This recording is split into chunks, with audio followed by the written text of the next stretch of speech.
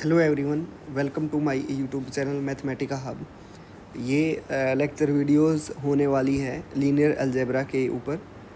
तो आज ये हमारा पहला लेक्चर है जिसमें हम डिस्कस करेंगे मैट्रिक्स और उसकी डेफिनेशंस और कुछ टाइप ऑफ मैट्रिक्स के बारे में। तो सबसे पहले मैट्रिक्स क्या होता है कि मैट्रिक्स होता है n m cross n. Matrix is rectangular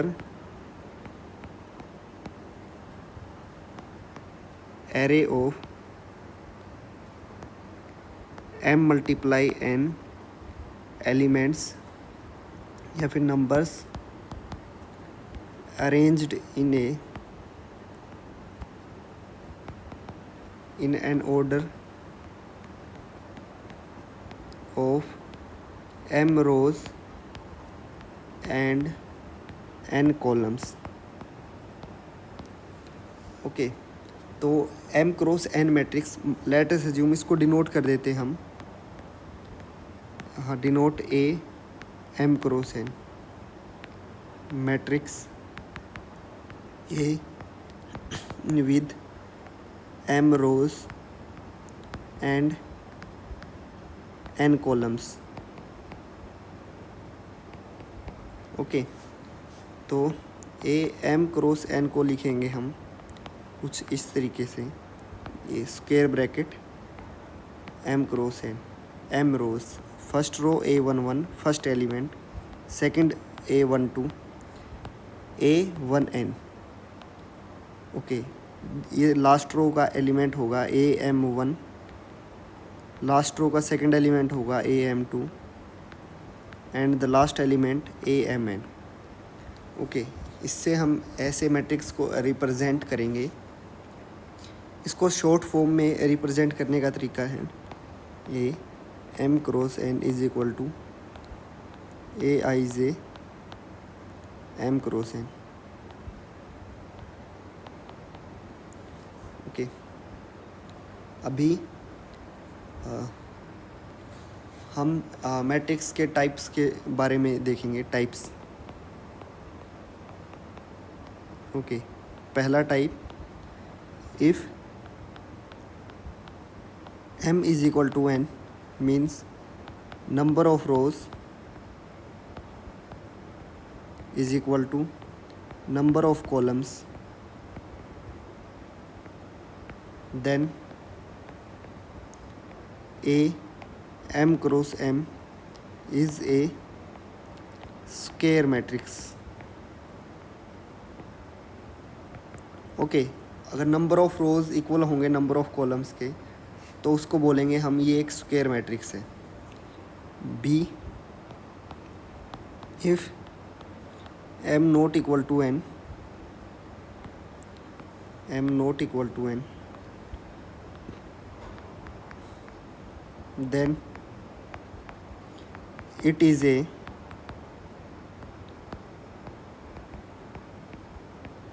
rectangular matrix। Okay, C point है, if m is equal to 1 then it is a row matrix. A1 cross n row matrix को रिप्रेजेंट करेंगे। हमारे पास एक रो है only, A11, A12, A1n। Okay, only one row. अगला type है D, column matrix. If number of row n is equal to 1, number of column sorry, if n is equal to 1 then it is a column matrix। Okay, इसको represent करेंगे B m cross 1। ये हो जाएगा हमारा कुछ इस तरीके से, m rows 1 column, A11, A21, A31 and A last element हो जाएगा AM1।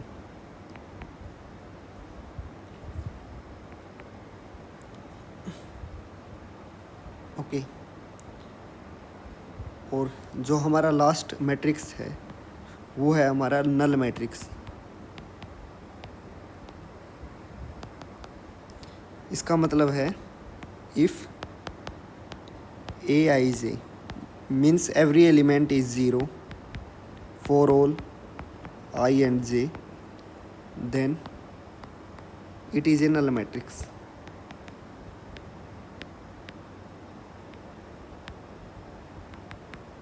इसका दूसरा नाम है ज़ीरो मैट्रिक्स। ओके, मान लिया हमारे पास एलिमेंट है of order m cross n, matrix है m क्रॉस n ऑर्डर का, तो ये नल मैट्रिक्स होगा जिसका एवरी एलिमेंट ज़ीरो होगा। Every element is zero. Okay, 0 0 everywhere 0।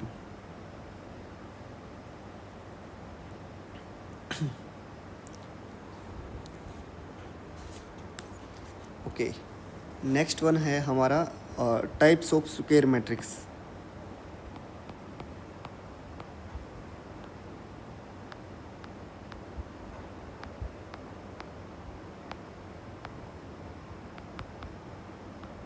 Okay, तो हमारे पास पहला टाइप है डायगोनल मैट्रिक्स। डायगोनल मैट्रिक्स का मतलब होता है जिसकी डायगोनल एलिमेंट्स को छोड़ के बाकी सारे एलिमेंट्स नॉन ज़ीरो हों। डायगोनल एलिमेंट्स को छोड़ के जितने भी एलिमेंट बच गए वो सारे ज़ीरो हों। तो डायगोनल एलिमेंट्स क्या होते हैं, जो AI मीन्स नंबर जिसमें रो और कॉलम सेम नंबर इक्वल हो, I is equal to J हो, ये होगा हमारा diagonal element.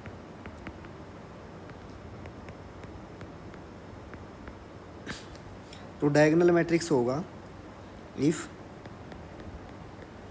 Aij is equal to 0 for all I not equal to J। Okay, तो इसको मान लिया A हमारा डायगोनल मैट्रिक्स है, तो इसको रिप्रेजेंट करेंगे हम। ये हमारी A11 A12 A22 A33 A44, इसको मान लिया 4x4 ऑर्डर का हमारे पास स्क्वायर मैट्रिक्स है। तो डायगोनल एंट्रीज़ को छोड़ के बची हुई एंट्रीज़ क्या होनी चाहिए, 0 0 0 0 0 0 0 0 0 0 0 0 एंड 0। ये हो गया हमारा diagonal matrix. Okay, second type है हमारे पास scalar matrix.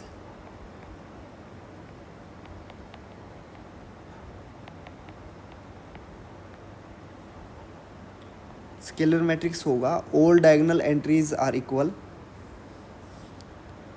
All diagonal entries are equal. इसका क्या मतलब हो गया, इसका मतलब हो गया AII is equal to AIJ AJJ for all I and J, और AIJ is equal to 0 for all I not equal to J।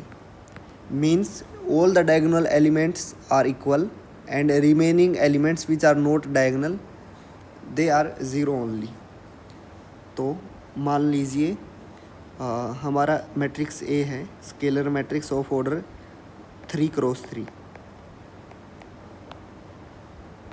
तो diagonal elements are equal, like ये हमने मान लिया 3 हो गया 3 हो गया 3, remaining elements must B 0। Okay, ये 3x3 ऑर्डर का मैट्रिक्स है।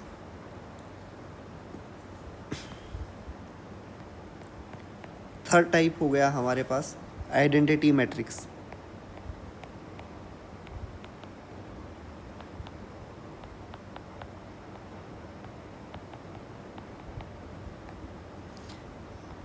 आइडेंटिटी मैट्रिक्स क्या होगा? आइडेंटिटी मैट्रिक्स होगा इफ़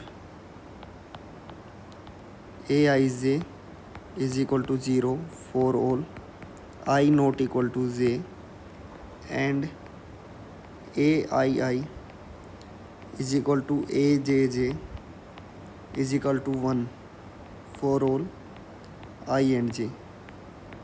मीन्स जो भी डायगोनल एलिमेंट्स होंगे वो सारे के सारे इक्वल टू 1 होंगे और नॉन डायगोनल एलिमेंट हमारे पास 0 होंगे। तो आइडेंटिटी मैट्रिक्स को डिनोट करते हैं हम आई से। तो मान लीजिए हमें 3x3 ऑर्डर का आइडेंटिटी मैट्रिक्स निकालना है, तो इसको कैसे निकालेंगे? डायगोनल एलिमेंट्स 1 और non diagonal elements are 0।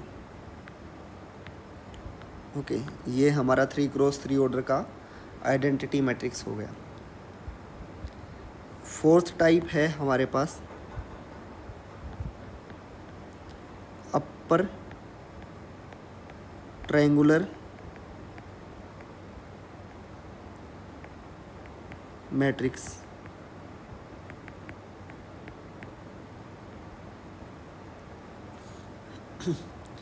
Upper triangular matrix क्या होगा? सबसे पहले देख लेते हैं ये किस तरीके से लिखते हैं हम। मान लिया हमारे पास A 3x3 का मैट्रिक्स है, तो ये अपर ट्रायंगुलर तब होगा जब इसकी डायगोनल एलिमेंट से ऊपर जितने भी एलिमेंट हैं, नीचे जितने भी एलिमेंट हैं वो 0 हों, 0, और डायगोनल से ऊपर जितने भी एलिमेंट हैं वो कुछ भी हो सकते हैं, बट डायगोनल से नीचे 0 होने चाहिए। फॉर एग्जांपल 2 3 4 0 5 6 0 0 7 3x3, ये हमारे पास अपर ट्रायंगुलर मैट्रिक्स है।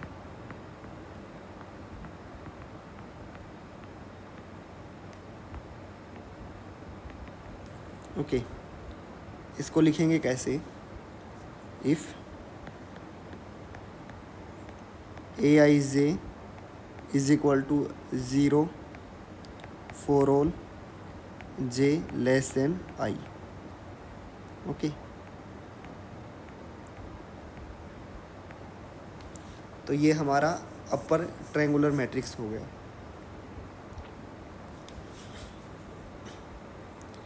नेक्स्ट डेफिनेशन होने वाली है हमारी इक्वल मैट्रिसेस के ऊपर।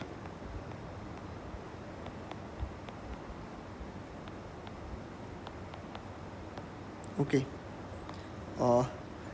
लेट वी हैव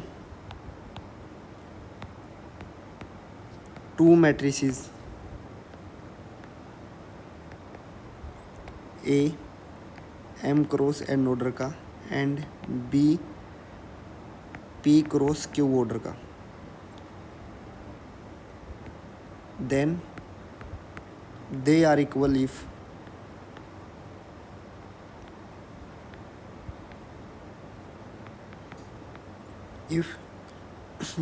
इक्वल कब होंगे? Their order is equal. इनका ऑर्डर इक्वल होना चाहिए। इक्वल ऑर्डर होने का मतलब है M cross N is equal to P cross Q। इसका मतलब है M is equal to P and N is equal to Q। Okay, और सेकंड प्रॉपर्टी जो सेटिस्फाई होनी चाहिए इनको इक्वल होने के लिए, इनके corresponding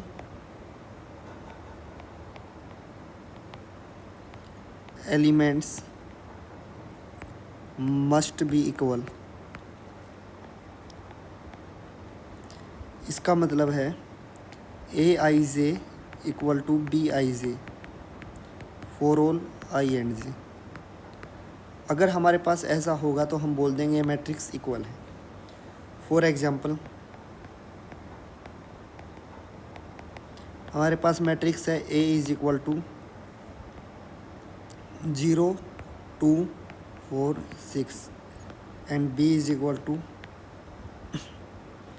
Y x plus 2 z and k plus 3. If A is equal to B, then find value of unknowns.